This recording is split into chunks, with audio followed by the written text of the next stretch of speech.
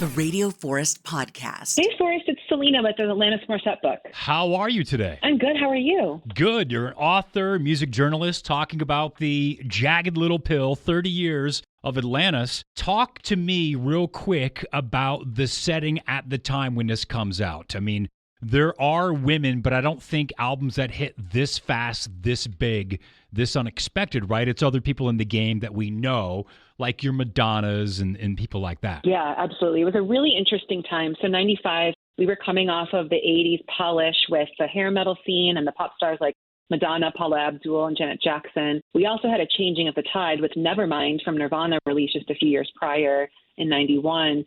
And so when Alanis came through, she combined all of that. She had an album that had the angst and the rebellion of a Nevermind, but it really had some more feminist anthems and provided a new conversation that opened it up for women and not being ashamed of how they felt on a variety of topics. How was she able to get the rock cred that she had being relatively unknown? Like, this is her third album, but mostly just in Canada, but this broke her into the mainstream. So she picks up Dave Navarro from the Chili Peppers and Jane's Addiction. Also Flea on bass. You got Matt Logg on drums for AC/DC. And then you've got Ben Mont playing organ, and he's from Tom Petty and the Heartbreakers. So these guys are all superstars already. How were they convinced to jump on a kind of unknown star at this time? Yeah, at the time, and Taylor Hawkins, of course, her drummer, at the time, those individuals weren't very well known yet. There were auditions like any other band might have, but her manager, who I spoke to for the book, Scott Welch, was very insistent that she needed a rock band. Even though she was a singer-songwriter, it couldn't just be her on a stage. She had to bring that grit with the musicians that they put together on the tour and all the live performances she did. When Taylor Hawkins leaves Alanis for the Foo Fighters, this is after Jagged Little Pill, which your book is about, but do you have any insight on how she took that, or was it just time for Taylor to stop being with Alanis at that time anyway? It was interesting because what happened was Foo Fighters also released their debut in 1995, and they had another drummer at that point who was very short-lived. But Alanis could tell that there was a bromance growing between Dave Grohl and Taylor, and she even foresaw it that Taylor would leave her band for Foo Fighters. So, of course, the opportunity opened up and Taylor did leave. And I think there was a bit of sadness in the beginning, but they came around back to it. In 2019, Taylor inducted her into the Billboard Women in Music Hall of Fame. She also, of course, performed at his tribute concerts in 2023. So towards the end, they mended all the fences. Now, does your book cover the relationships of Alanis? Two big ones come to mind, of course, Dave Coulier, which I'm sure everybody's asking you about, but also she was with Ryan Reynolds for a very long time. Yeah, everyone forgets that, right? So, yes, I do talk about both those relationships. Of course, Dave Coulier, it's the big mystery, was you ought to know about him. She, to this day, has not fully divulged 100% who it was about, although she's acknowledged he's been the most vocal about it, of course. You know, and in time, she also came to realize that that song really wasn't just about one person. It was about a lot of relationships she had in her early years and just writing stream of consciousness on the page about what happened to her. So I don't even know anymore if it's about just one person. Ryan Reynolds, of course, came along later, and she had two albums where he became the basis of when they first got together and when they broke up, but certainly not as much coverage of that as Dave Coulier. Jagged Little Pill is a huge success, 33 million copies. It's the third best-selling album by a woman behind Whitney Houston and Shania Twain, so it's sold more than Selena, Madonna, or Mariah Carey. Was Alanis taken back by the success, and how did it change her life? Oh, she was. She actually had a quote where nobody had an idea that this album would blow up the way it did. And she had a quote where she would shave her head if it sold 100,000 copies. She never did that, of course. I don't think she was ever thinking it would get to that point. No one expected it. And it did. It took a toll on her. The promo cycle for this was grueling. She went on a nearly 2-year, nearly 300-date tour in 28 countries, barely got a break, to the point where she took a year off to even consider if she wanted to be in music anymore. And, of course, went to India, which then got us songs like Thank You and the rest of her career. Yeah, I was wondering why she would continue after an album that big. Obviously, she's an artist, so some part of her has to do this, and maybe she doesn't even know why. She's like, it's just what I do. I write songs, and I like to perform. But after an album gets that big, I mean, you've got the money and fame. You could just tour off of those songs. But then she kind of takes some time off, then kind of zags the opposite way and doesn't do another Jagged Little Pill. And I feel like that's definitely on purpose to not be pigeonholed or maybe repeat some of the trappings of the success. Would you agree? I would agree. I think it's also the stakes are so high. And I think that trip to India changed everything. I mean, it's a whole different world there. And she was working in Mother Teresa's orphanage. And I think she gained this new sense of appreciation and gratitude. And at that point, she wanted to continue. So her music thereafter, just the tone changed. She was still expressive, but the tone was less angsty, and she just was able to fuel that emotion in a different way. So it's been a while. So tell me about this trip to India then. So is Jagged Little Pill so big she needs to escape? Does she go do volunteer work and that inspires the next hit single and album? Or what's happening post Jagged Little Pill for Alanis? What's going on? Yeah, so her family could sense that she really was struggling. And her brother, actually, who today is a yoga teacher, he went to India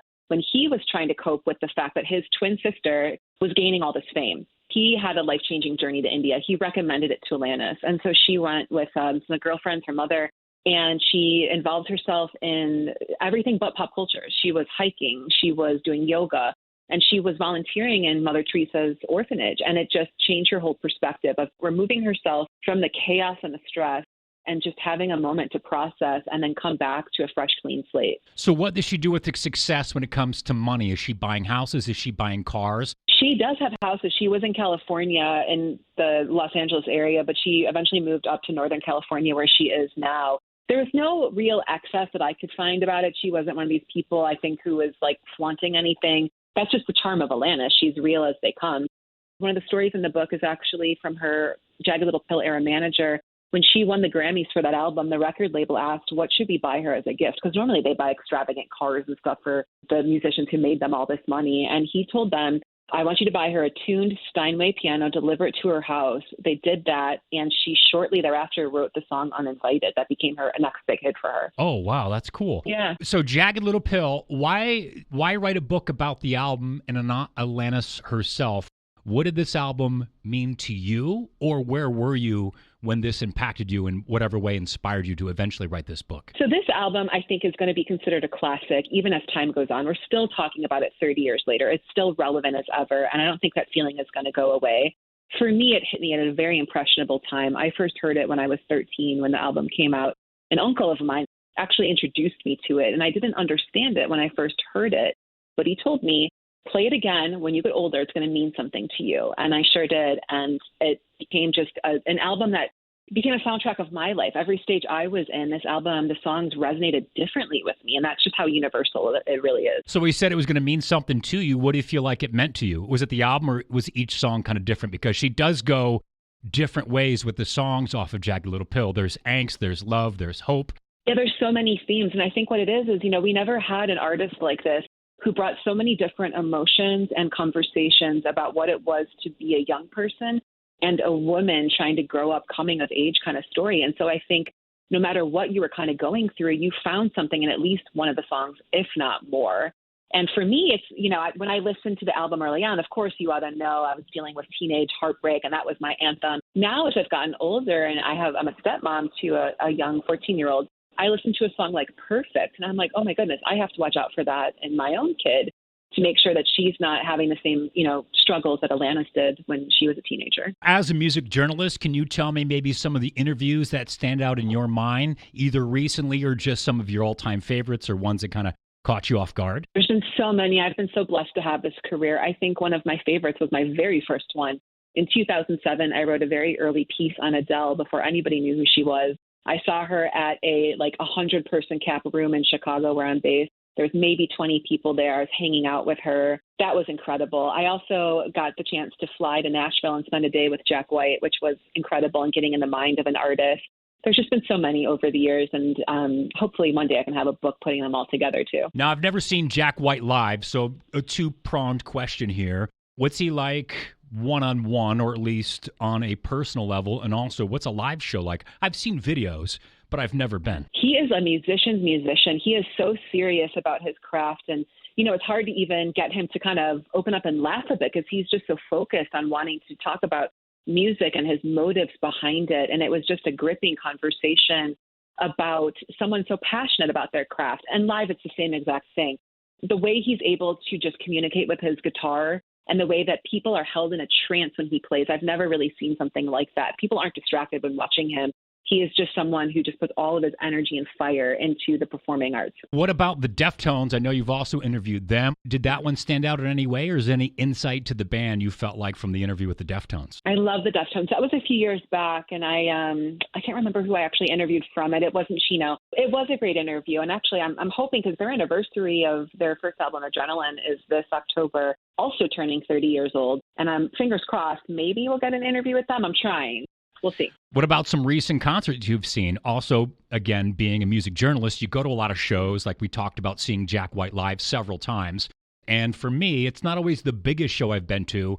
Sometimes one catches me off guard and just sticks with me for whatever reason. So what are some of those shows for you? Few that stand out recently, Beyonce on her Cowboy Carter tour, Kendrick Lamar and SZA was just last weekend. I saw Post Malone with Jelly Roll at Wrigley Field, and Paul Simon, actually. He's doing an incredible tour. He's 82 right now. He's lost a lot of his hearing, but he's performing these songs for probably the last time. So just a gamut of things. I think the things that stand out to me lately are just how women are really dominating. Beyonce's Cowboy Carter tour was one of the most fantastic, gripping, poignant shows I've ever seen. A few weeks back, I also saw an up-and-coming band from Austin called Die Spitz, 4-piece punk rock act with the energy they're going to be incredible. They're going to blow up. Watch out for them. Tattoos. Any regrets? Most painful, most meaningful? Wow, what a great question. I am covered. So I have a ton. I got my first one at 18. I think, honestly, the most meaningful is my grandfather is one of my most favorite people in the world. He passed away about 10, 15 years ago. And I called him Opa. I'm German, so that was what we called him. And I just have Opa on my arm. It's the simplest one I have, but it's the most meaningful to me. Most painful? Most painful was my leg. When I got a really beautiful piece that it was like a jewelry inspired piece that covers my kneecap and goes down my shin. And when they did the white highlights on my kneecap, oh my goodness, I wanted to scream. Any regrets? Have you gotten any covered up? Would you get any covered up, or do you want to get any of them like kind of touched up and like, yeah, maybe I could do that a little bit better, or do you leave them as they are? No regrets. I love every single piece I have, and I've never really had to touch them up. I made a decision when I started getting inked that I didn't really want color. I liked grayscale a lot more, and I think that has made these kind of stand the test of time. Also, in Chicago, we have incredible tattoo artists, so I got some of the best here. Here's my problem is I find a tattoo artist I like, and then I want to keep going to them, but I'm like, oh, now I'm like just stuck with one styling guy. So do you mix it up, or do you have a go-to tattoo artist? I have mixed it up. The woman who did my leg, she's actually blowing up right now. She was in Chicago. Her name's Amber Strange, but she just moved out to Colorado to work with Ryan Ashley Malarkey. So I would love to get another piece from her, but I know she's probably very much in demand at this point. Alanis Morissette, she's only 21 years old when this album comes out. Was this the plan, to be like a famous rock star, or this catch her off guard? Oh, I don't think so at all. She was willing to shave her head if this even sold 100,000 copies.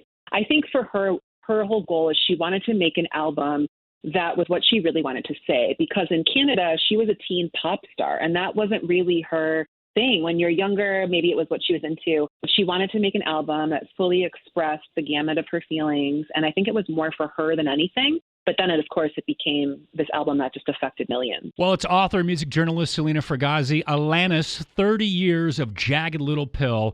Thank you so much for the chat today. Thank you. This was such a great chat. I appreciate it.